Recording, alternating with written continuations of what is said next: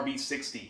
I'm going to do a quick review, I'm going to point out some tips on using this thing, and I'm also going to show you a simple modification that'll help bring this thing to its full potential. And hey, if you like this video, click on that subscribe button so that you stay on top of all the other videos I have coming out. I've had this spreader for about a year now. Before this I had one of those small Scott's homeowner size spreaders with the really small hopper and kind of flimsy plastic wheels. The biggest reason why I got this was because of the size of the hopper. I needed something that I could put more than a half a bag of fertilizer in at a time. Started using Milorganite. When you put down lime, you're putting down a lot of material, and it's kind of aggravating to always chase back down to where you store your bags and keep refilling your hopper. So having a nice big hopper like this is great. Second reason why I got this was I wanted something with some nice big wide pneumatic tires. Gave a much more stable ride as you were going across a lawn. As far as using this, it works great. A couple of tips though I'm going to say that I've learned over the past year.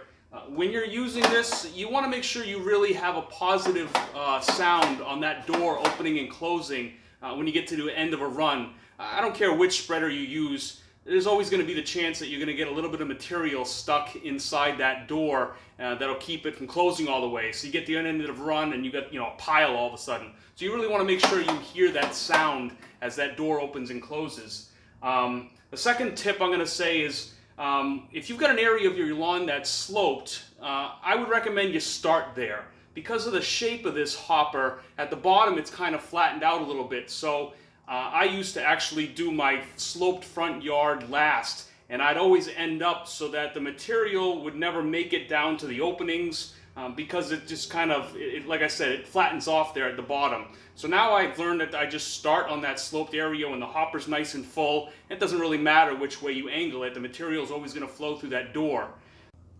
So before I bought this, I did watch a few reviews. There were two major complaints that people had with this particular model.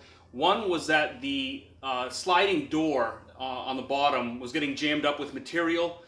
Based on these reviews, it just looked like these people weren't really cleaning after each use. I understand if you're a commercial guy and you're using this to make a living, you don't always have access to water or a hose. Personally, I hose this thing down after every use. It takes less than 2 minutes.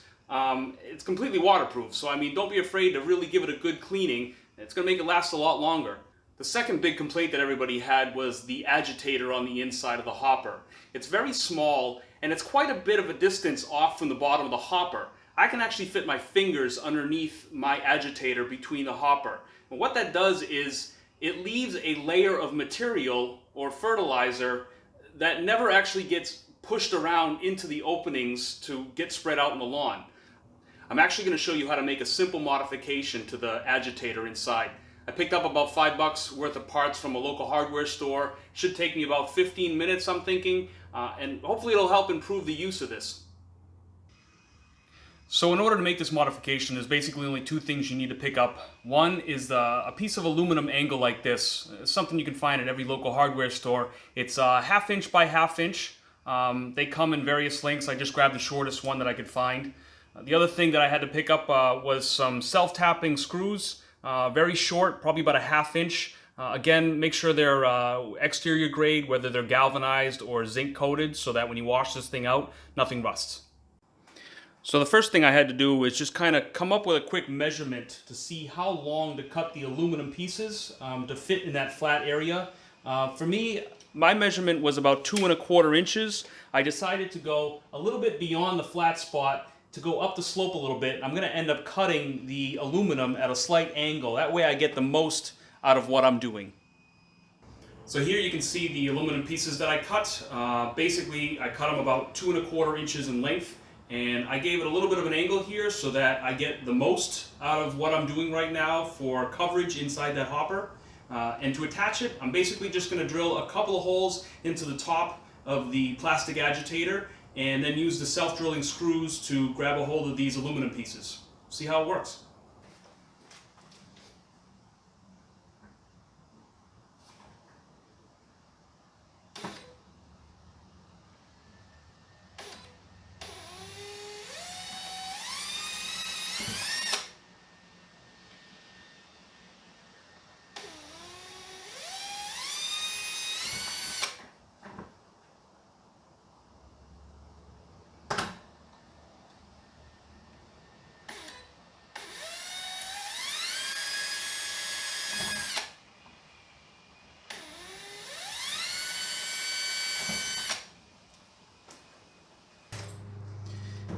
You can see here I actually ended up using a small piece of wood to go underneath the aluminum just to support it long enough for me to get the first screw in.